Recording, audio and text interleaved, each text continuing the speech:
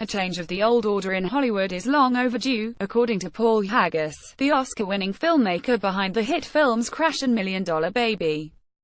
The Canadian screenwriter and director said many of the established rules of big-budget show business should be re-examined in the light of falling box office receipts and the recent scandalous claims and revelations about the enduring influence of the casting couch. Los Angeles is a town run by a group of powerful corporations, the studios, and they inevitably want to make what they know they can sell. This means they often lag a few years behind creatively, he said this weekend. A reliance on sci-fi and youth franchise reboots is not enough, he added. I love comic book movies, but do we want a diet of only that? It is about money, of course. The studios have to make more than they did last year, so we have Fast and Furious number whatever. Haggis, who wrote the screenplay for Casino Royale 2006, as well as Clint Eastwood's Letters from Iwo Jima and Flags of Our Fathers, and his exposé of gritty Los Angeles life in Crash earned him international plaudits in 2005, said a desire to make grown-up films had led him to leave Hollywood. The insular nature of Los Angeles both concealed bad behavior like Harvey Weinstein's and inhibited creative risk-taking. LA is pretty much a one-industry town and conversations become quite circular. In New York I talk instead to neuroscientists, bakers and restaurateurs, he said. Hollywood is not an innocent place and never has been. Paul Haggis, the filmmaker, hit the headlines 7 years ago when he cut ties with the Church of Scientology, a powerful force in Hollywood, and began to speak out against them after 35 years inside the movement. He appeared in the Emmy-winning documentary Going Clear in 2015, revealing the disappointment he felt once he had seen through the mystical hierarchy of the church. Now Haggis, 64, who is working on a documentary about the early days of the AIDS epidemic in San Francisco, said he enjoys greater artistic contact with the outside world, including at international film festivals. I look forward to the cross-pollination and the fact that filmmakers in New York and Europe have a completely different approach, he said. Next weekend he will receive the inaugural Vision Award in recognition of his career at the Evolution Mallorca Film Festival. People have been hoping for a new trend of more serious American filmmaking for a while, Haggis said.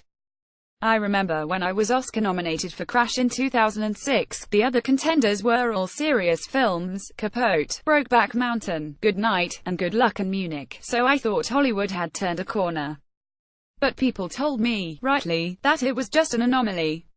Paul Haggis on the set of Third Person with Adrien Brody in 2013. Photograph All-Star Corsan Sports Photo Limited. All-Star. It was a hunger for films with greater depth that established the success of Harvey and Bob Weinstein's Miramax and then the Weinstein Company. It is really hard for their innocent employees in New York, who worked hard and may well lose their jobs, but a lot of people are compromised by Harvey's alleged actions, said Haggis. Although everyone thinks it is vile behavior, you have got to focus on those who may have colluded and protected him. For me, they are as guilty as he is, and in some cases more so, if I can say that. I mean, he was a predator and a predator is a predator. But what about those who would rather look the other way? Haggis does not think sexual harassment and abuse are endemic in Hollywood, but admitted it is a fairly sexist town. It's not an innocent place and never has been. Most of this behavior has been aimed at women, but I am sure that former child stars such as Corey Feldman and Corey Haim, who have both made allegations in the past that no one took seriously, are worth considering, too. Were people covering for pedophiles, too? We have to think that may have happened as well, because no one speaks out about being abused just to benefit their career. I find it particularly terrible that people had their dreams held to ransom in that way. Hollywood, Haggis believes, always invites newcomers to sell their souls. People make compromises, but you don't have to.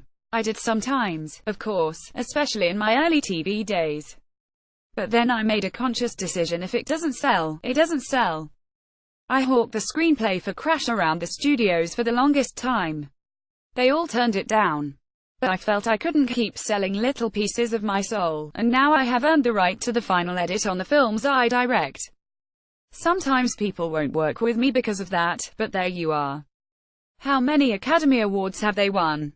This December, London will host a fundraising event for Haggis's charity, Artists for Peace and Justice, which since he founded it in 2009 has raised millions of pounds to fund education in Haiti. We can't solve poverty there, or anywhere else, but at least we are giving them the right start so that they can come up with their own solutions, he said.